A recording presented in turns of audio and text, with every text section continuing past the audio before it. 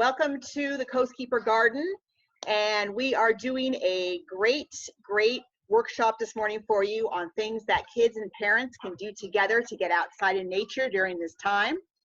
And unfortunately, the Coast Keeper Garden is closed right now, unlike everything else. So what I did is I brought the Coast Keeper Garden to my backyard. So we are in my backyard today, and I have a setup here, and I'm going to show you all kinds of things that you can do at home. And the first thing I want to mention is that growing vegetables and edibles anytime, regardless of what our social climate is such a great thing. It not only helps the environment, but it also is a great way to get out into nature, get some exercise, and needless to say, it's fabulous to have these fresh vegetables that you can bring into your house and eat, that you actually know are truly organic and that you have grown yourself. It really gives you a great sense of accomplishment. So today we only have a short time. This is meant to be a brief overview. If you have any questions after today, I love to answer questions. So feel free to email me. My email is really easy. It's marianne@coastkeeper.org. And I will be glad to either call you or email you back and chat with you on some easy ways that you can incorporate growing edibles. And someone the other day said to me, gardening is not canceled. And I'm like, that is so true. It seems like everything else is canceled right now. We're all looking for things to do, especially if you have kids. So the one thing that you can still do with your kids that's really fun and gets everybody involved is getting outside and doing some gardening. If you don't have a big yard, you can easily do everything that I'm going to talk about today in small containers. You can use any containers that you have around your house. If you have a container and it doesn't have holes in the bottom, just take a screwdriver and a hammer and punch in some holes and you're set. We have to be innovative in these days when we're not going out and going shopping. So behind me here, I have what is called a raised bed. And what this is a whole raised planter. I really like having this raised planter for a couple reasons. One, I don't have to get down on the ground. And two, for me, this works out really well because in my situation and also at the Coast Keeper Garden, we have lots of rabbits and we have lots of squirrels. So they can't get up in here. If you don't have a raised bed, you can use any container, or you can also just plant directly in the ground in your backyard. So there's a lot of ways to get your kids involved in this. One of the first things that you can do is you can have your kids pick out what they want to grow. It's really fun for the kids to see the seeds and to order seeds. In fact, a lot of seed manufacturers will actually send you a print catalog in the mail. Believe it or not, it's an old-fashioned thing, but your kids can go through the catalog and look at all the pictures of the vegetables and pick out what they want to grow. What's really nice is that they actually make seeds that are especially easy for kids to plant. Most of the time, they're labeled so easy. And I'm sure you can't see from here, but these seeds are encapsulated with an inert ingredient. It's pumice. And it makes the seeds bigger and it makes the seeds easier to handle because a lot of times seeds are so tiny and so small that they're hard to pick up. So if you're working with young kids, I would recommend that you get the So Easy seeds. So once you pick out your seeds, what's really a great lesson for the kids is the back of the seed packet is a plethora of information. And you can turn this into a math lesson for your kids. On the back of this packet, it will tell you exactly when to plant, how deep, and also how far apart the plants need to be. So when my son was little, I would simply give him a ruler, and he would come out and put the ruler on the ground and poke holes in the ground an inch or an inch and a half apart, whatever it says on the back of the packet of seeds. And then your kids can simply drop the seeds into the holes. And you can have them measure the area that you're going to plant ahead of time, plot it on a piece of paper, draw the rows on the paper, and figure out exactly how many plants they can plant in their garden. There's a really great way to do this. If you have time, go on the internet and look up a technique called square foot gardening. It's a way where you can space your plants to maximize your growth and to maximize your room. The other thing for you to think about is that pick what you're going to grow and only pick things that you truly like or that you truly know that you want to eat. I only have this one raised bed. My raised bed is 4 by 8. So I've learned the hard way. I want to plant something in here that I'm going to get the most bang for my buck. So what I want to plant in here is something that I love, that tastes delicious, and something that's going to grow quickly. On the back of the seed packets, it tells you how many days to harvest. And I try to pick things that you can grow in less than about 60 days. There's a couple things you can do in 30 days. 30 days are radishes and lettuce. One year I made the mistake of growing Brussels sprouts. Well, I did look at the package later and it said 160 days to maturity.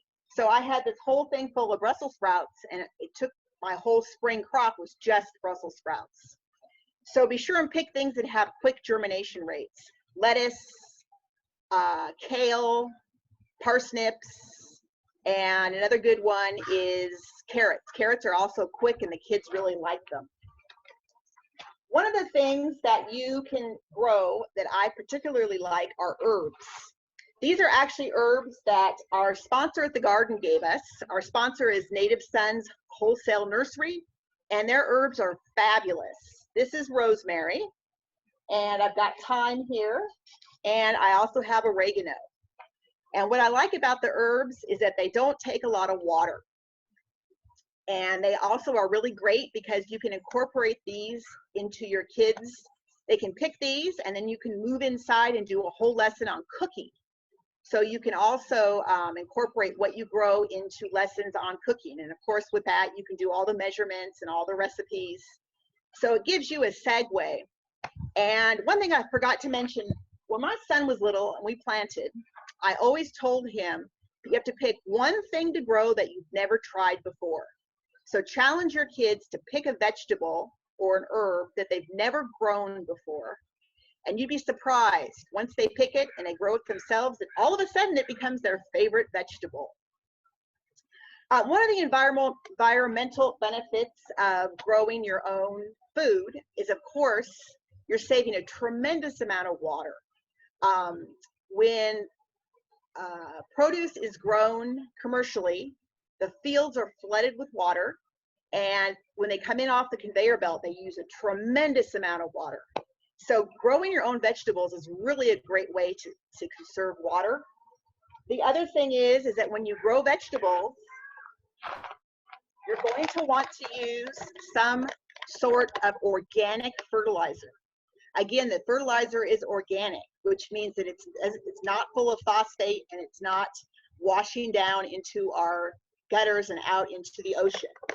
Look for a product that has this symbol on it. You probably can't see it, but it's OMRI, Organic Materials Review Institute. And that guarantees that the product you're using is certified organic. I personally only buy organic products, and it's gotten so now when you go out shopping that you're hard-pressed to find something that's not organic. The industry has really flipped. There's very few synthetic fertilizers left on the market. One thing I want to mention right now, most nurseries and garden centers are still open. The reason they're open is because they are considered essential. Any business that sells supplies that helps grow food or agricultural items is still open. But the best thing is you can call ahead, place your order, drive through, you pop open your trunk, and they put all your supplies in the back of your trunk for you. I just did this recently myself. It was beautiful. So call around. I know about 5 or 6 different nurseries in Orange County that are offering this service. You don't even have to leave your car. So it's really, really a great way to go shopping, but not have to be out and about. Another really way to get your kids involved is have your kids make some planting markers for their crops. Now, if you go into a big box store, oftentimes you can get these for free. These are actually paint sticks. And what you do is you just paint the wood, and then on it you can write the name of your herb. So I've got chives, I've got oregano, I have basil, I have thyme. And then after you plant, you can simply stick this in the soil next to your plant. It's a really cute way to mark your crop, and it's really fun for the kids to decorate.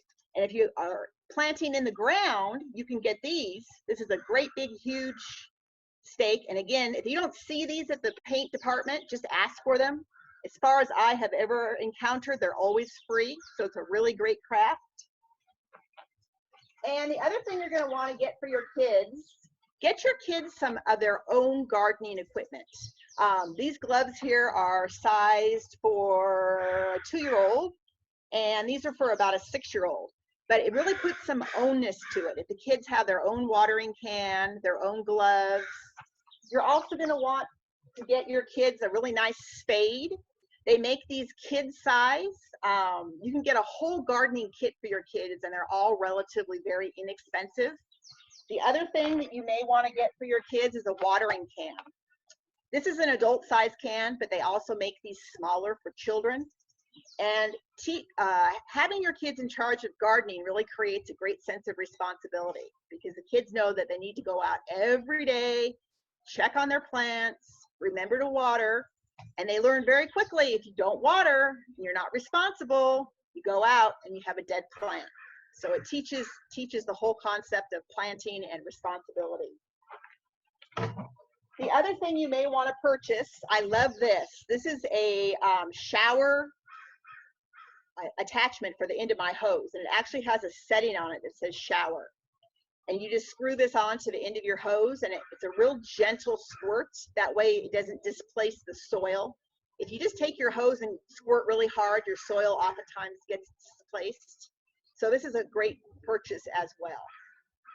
Okay, let's see here. I also have a couple of special guests today. I have Gracie. Gracie, what grade are you in, Gracie? Gracie's going into 5th grade, and I have her mom, Amy. And they have been coming to the Coast Keeper Garden since the garden opened. And I am going to interview them today about things that they've done at the garden. So tell us, what do you like best about gardening and visiting the Coast Keeper Garden? I like to grow stuff. You like to grow stuff? Yeah, yeah. What have we learned? So now that we can't be at the garden, we actually brought the garden home. So some of the things we've done the last couple of weeks are watering and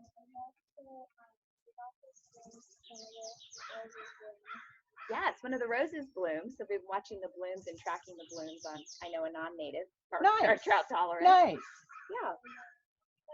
We counted insect life. So one of the things we love at the garden are all the insects that are out the garden. And we counted, you have to say that again? We counted a bunch of roly-polies. I counted 62. Yes. Roly-poly, 62. Wow, that must have taken you a while. Neat. Yeah. So great. Well, thank you for joining us. And Gracie is working from home and doing all her schoolwork now from home. And we're practicing social distancing here. Yes. So again, this was just a really, really brief overview. I normally do this workshop, and normally when I do this workshop, it's about an hour and a half. So I have a zillion other things I can say. Be sure and email me though if you want to get started. I can actually email you back a list of like 6 major supplies that you need to buy, and I can also email you a list of seeds that work best for children and kids. And hopefully the Coast Keeper Garden will be back open soon, and as soon as it reopens, I hope to see all of you there. So thank you for joining us. Really appreciate it. Have a nice day.